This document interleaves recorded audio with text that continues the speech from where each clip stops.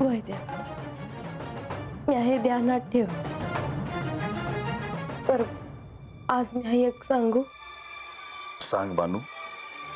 मी भक्ती केलीच, पर तुमच्यावर प्रेम बी केलं मी। बानू, या खंडोबाने देखील तुझ्यावर प्रेम केलं आहे आणि प्रेम करतच राहील।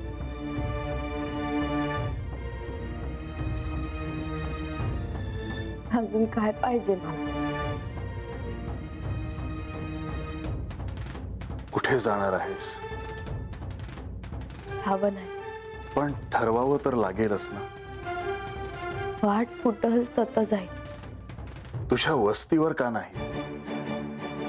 तत नग, तत गेल्यावर समजासनी सांगत बसावं लागल, काय झालं कसं झालं।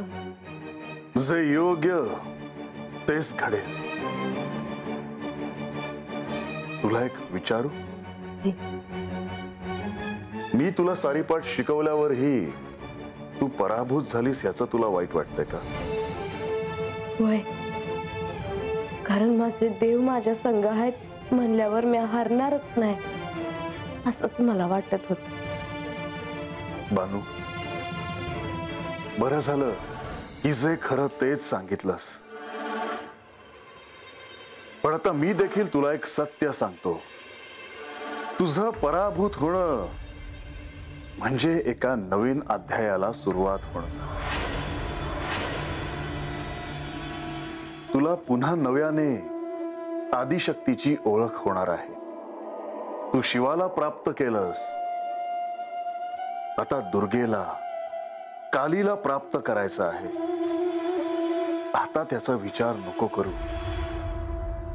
योग्य वेळी ते घडेल।